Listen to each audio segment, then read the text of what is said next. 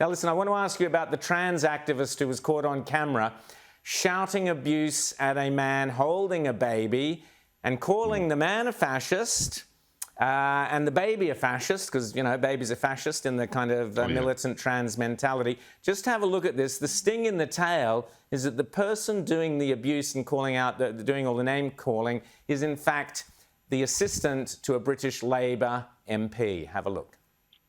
Oh, you're raising a little fascist as well. Oh, you'll get your pin on it. Wow. Wow. You're not a feminist. You're a fascist. I think that's a good idea, to raise a child who believes I'm it's so film. sorry for your father. To raise a child who doesn't accept trans people. It's 2022, you're disgusting. Well, Tim, at least the woman didn't bite the baby's nose off. But why is it that everything's a fascist? So the trans community or the militant trans community, you know, you're a fascist if you don't agree with us. I just think it's fascinating that for once the baby wasn't the irrational screaming idiot in that group. The baby's utterly calm. It's very impressive. I guess if anyone's an expert on being screaming and crazy, it's an infant. But no, that's fascist is now the go-to word. You know, and it's been that way ever since, I think, George W. Bush, or possibly even earlier, possibly Nixon. You know, when people are saying, if this man is elected, we'll be fascist ruled. Like, one thing about fascists, they're really hard to elect.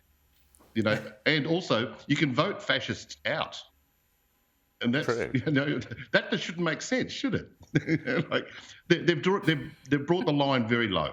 Yeah, Daisy. So the kind of the woman has now, the trans activist has now apologised, I guess, to the baby. No apology to the dad, but you know, this is the mainstream Labor politician's assistant. You know, the left are really bought into this militant transgender, haven't they?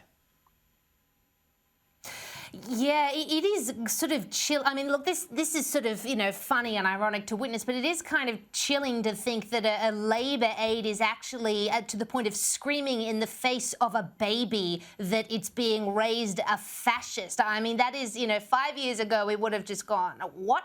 Surely that wouldn't happen. Surely these politicians are too professional to allow that to happen. But here we are. And the interesting thing about the apology, she didn't even really apologise to the baby, let alone the father. She apologised for embarrassing the trans movement. She said, I was out of course, they're using it against the trans movement. So unbelievable. Not really an apology at all.